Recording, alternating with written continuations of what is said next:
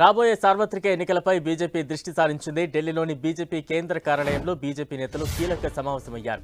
ఈ సమావేశంలో జాతీయ పదాధికారులు, అన్ని రాష్ట్రాల అధ్యక్షులు, ప్రధాన కార్యదర్శులు పాల్గొన్నారు. ప్రధాని మోదీ కూడా హాజరయ్యారు. ఈ సమావేశం ముగిసేంత వరకు మోదీ చర్చలో పాల్గొంటారు. 2 రోజుల పాటు ప్రత్యేక సమావేశాన్ని నిర్వహిస్తున్న బీజేపీ నాయకులు బీజేపీ బలహీనంగా ఉన్న నియోజకవర్గాలను గుర్తించి వాటిపై స్పెషల్ ఫోకస్ పెట్టనుంది. ఆయా నియోజకవర్గాల్లో ఎన్నికల షెడ్యూల్ కంటే ముందే అభ్యర్థులను ప్రకటించాలని వ్యూహాలు రచిస్తోంది. మధ్యప్రదేశ్, ఛత్తీస్గఢ్, రాజస్థాన్ అసెంబ్లీ ఎన్నికల్లో ఈ వ్యూహం ఫలించింది. దీంతో ఈ వ్యూహాలపై బీజేపీ చాలా స్ట్రాంగ్గా ఉంది. అలాగే దక్షిణాది రాష్ట్రాలపై కూడా స్పెషల్ ఫోకస్ పెట్టనున్నట్టు తెలుస్తోంది. ఈసారి దక్షిణాది నుంచి కూడా బీజేపీకి ఎక్కువ సీట్లు పొందేందుకు వ్యూహాలు రచిస్తోంది.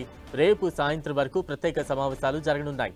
రేపటి సమావేశంలో హోంమంత్రి అమిత్ షా పాల్గొంటారు.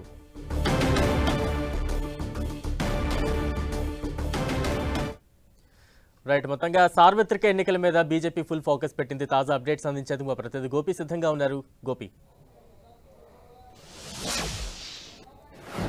ఎస్ బలరాం, 4 నెలల సమయం మాత్రమే ఉంది సార్వత్రిక ఎన్నికలకి. నేపథ్యంలో ప్రధాన పార్టీలన్నీ కూడా 2024 సార్వత్రిక ఎన్నికలపై దృష్టి సారించాయి. నిన్న కాంగ్రెస్ సిడబ్ల్యూసీ సమావేశం జరిగితే ఈ రోజు ప్రస్తుతం బీజేపీ కేంద్ర కార్యాలయంలో బీజేపీ పదాధికారుల సమావేశం జరుగుతుంది. 2 రోజుల పాటు, ఈ రోజు రేపు 2 రోజుల పాటు జేపీ నడ్డా అధ్యక్షతన ఈ సమావేశాలు కొనసాగుతాయి. ప్రధాని మోడీ ప్రస్తుతం ఈ పదాధికారుల సమావేశాన్ని ప్రారంభించారు. బీజేపీ రాష్ట్ర అధ్యక్షులతో పాటుగా మోర్చాలకు సంబంధించిన అధ్యక్షులు, కీలక నేతలు, జాతీయ ప్రధాన కార్యదర్శులంతా కూడా ఈ సమావేశంలో పాల్గొంటున్నారు. 2024 సార్వత్రిక ఎన్నికల వ్యూహాలపైన ఇండియా కూటమి విపక్ష పార్టీలన్నీ 28 పార్టీలన్నీ కూడా ఐక్యంగా బీజేపీని ఓడించేందుకు, మోడీని గద్దెదించేందుకు ఐక్యమై పోటీ చేస్తున్న నేపథ్యంలో సో ఇంకా ఏ విధమైన వ్యూహాలతో పార్టీ ప్రజల్లోకి వెళ్లాల్సి ఉంది, ఎన్నికలను గెలిచేందుకు ఎటువంటి కార్యాచరణతో ముందుకు వెళ్ళాలి, బలహీనంగా ఉన్న స్థానాలు ఏంటి, అక్కడ పార్టీని గెలిపించేందుకు ఎటువంటి చర్యలు తీసుకోవాలనే అంశంపైన ప్రధానంగా దృష్టి సారించడం జరిగింది. ఇందులో భాగంగానే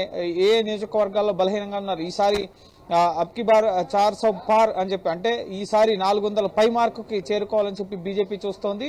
సో దానికి అనుగుణంగా ఎక్కడెక్కడైతే లోక్సభ స్థానాలు బలహీనంగా ఉన్నాయి, గతంలో ఓడిపోయిన స్థానాలు ఉన్నాయి, వాటిపైన ప్రధానంగా దృష్టి సారించడం జరిగింది.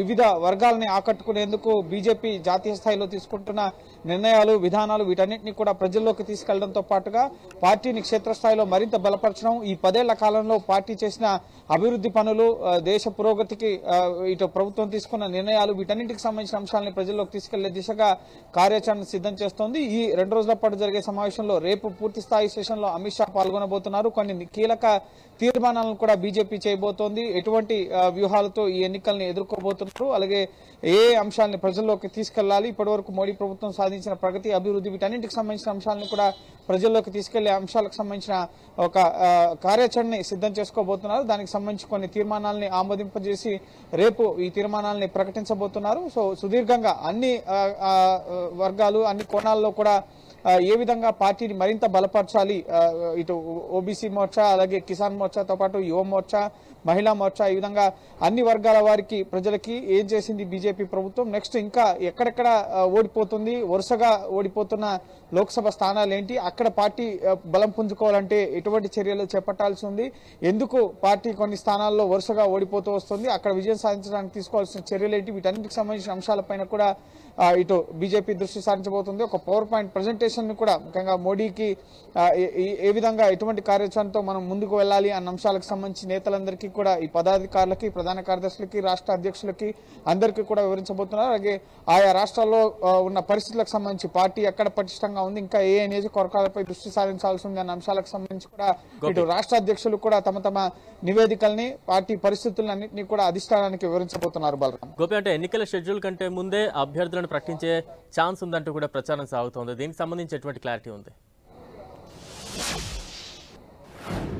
ఎస్ బలరాం, ఇది రాజస్థాన్, మధ్యప్రదేశ్, అలాగే ఛత్తీస్గఢ్ ఈ రాష్ట్రాల్లో అనుసరించిన వ్యూహం ఇది.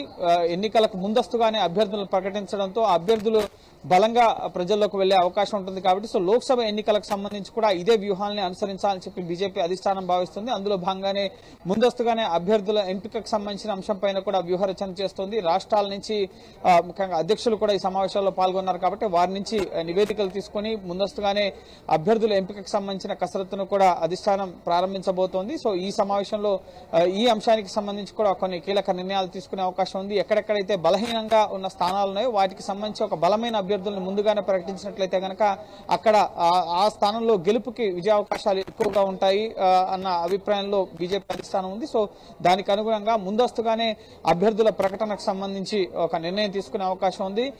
ప్రస్తుతం ఏప్రిల్ మార్చి చివరిలో ముఖ్యంగా ఎన్నికల షెడ్యూల్ వచ్చే అవకాశం ఉంది. సో ఆ మునిపే 100 రోజుల మునిపే ఈ షెడ్యూల్ అభ్యర్థుల్ని ప్రకటించినట్లయితే కనుక షెడ్యూల్ వచ్చే కన్నా ముందే అభ్యర్థులను ప్రకటిస్తే అది ప్లస్ అవుతుందని చెప్పి భావిస్తున్నారు. అలాగే దక్షిణాది రాష్ట్రాలను ఎక్కువగా ఫోకస్ చేశారు. సుమారు 100 స్థానాలని టార్గెట్ గా దక్షిణాది నుంచి పెట్టుకున్న పరిస్థితి ఉంది. కేరళ, కర్ణాటక, తమిళనాడు, ఆంధ్రప్రదేశ్, తెలంగాణ ఈ రాష్ట్రాల నుంచి మెజారిటీ లోక్సభ స్థానాలని ఈసారి బీజేపీ ఆశిస్తుంది. ఎందుకంటే ఉత్తరాది రాష్ట్రాల్లో బలంగా ఉన్నది అన్న ధీమా బీజేపీలో ఉంది. కానీ దక్షిణాది రాష్ట్రాల నుంచి ఇటు తమిళనాడులో డిఎంకే నుంచి ఇటు తెలంగాణలో బీఆర్ఎస్ కాంగ్రెస్ అధికారంలోకి వచ్చింది కాబట్టి కాంగ్రెస్ నుంచి అలాగే ఏపీలో వైఎస్ఆర్సీపీ మెజారిటీ లోక్సభ స్థానాల్లో ఉన్న పరిస్థితి ఉంది. సో ఈ రాష్ట్రాల్లో అంతగా బలపడలేకపోతున్న పరిస్థితి ఉంది. సో మెజారిటీ స్థానాలు ఈసారి దక్షిణాది నుంచి కూడా గెలుపొందే వ్యూహాలతో ఇటు ముందుకెళ్తున్న పరిస్థితి ఉంది. ప్రస్తుతం రామ మందిర అంశం కూడా చాలా ఇంపాక్ట్ చూపించబోతోంది దక్షిణాది రాష్ట్రాలపైన. ముఖ్యంగా దక్షిణాది రాష్ట్ర ప్రజలకు దైవభక్తితో పాటుగా ఉత్తరాది రాష్ట్రాలకి ఎక్కువగా ఇటు పర్యటన చేస్తుంటారు, తీర్థాలను సందర్శించుకునే అవకాశం ఉంటుంది కాబట్టి సో ఆ దిశలో కూడా రామ మందిర నిర్మాణ అంశాన్ని కూడా దక్షిణాది ప్రజలపైన కొంత ఇంపాక్ట్ చూపించే అంశంగా వాడుకోవాలని చెప్పి బీజేపీ అధిష్టానం భావిస్తున్నట్లుగా తెలుస్తుంది. అందుకోసం ప్రత్యేక దర్శనాలతో పాటుగా ఇటు బీజేపీ తన ఎన్నికల మేనిఫెస్టోలో ఉన్న అంశాన్ని నెరవేర్చింది. సో దేశాభివృద్ధి, ఇటు హిందుత్వ ఎజెండా వీటన్నిటికి సంబంధించిన అంశాలను కూడా దక్షిణాదిలో ఎక్కువ ప్రచారం చేసే ఆలోచనలు అధిష్టానట్లుగా తెలుస్తుంది. సో మెజారిటీ స్థానాలు ఈసారి ఉత్తరాది రాష్ట్రాలు ఇటీవల చూసాం 3 రాష్ట్రాల్లో భారీ విజయాన్ని బీజేపీ గెలుచుకున్న పరిస్థితి ఉంది. సో ఇప్పుడు దక్షిణాది రాష్ట్రాల్లో ఈ లోక్సభ స్థానాల వరకు మాత్రం తెలంగాణ, ఆంధ్రప్రదేశ్ తో పాటుగా తమిళనాడు, కేరళ ఈ రాష్ట్రాలపైన ఎక్కువగా ఫోకస్ చేసినట్లుగా కూడా తెలుస్తుంది. దానికోసం ఎటువంటి వ్యూహాలతో ముందుకెళ్లాలనే అంశానికి సంబంధించి కూడా ఈ రోజు రేపు జరగబోయే పదాధికారుల సమయంలో కొన్ని కీలక తీర్మానాలని ఆమోదింపజేసి రేపు వాటిని కూడా మీడియాకు వెల్లడించే అవకాశం ఉంది. Balaram. Right, thank you Gopi.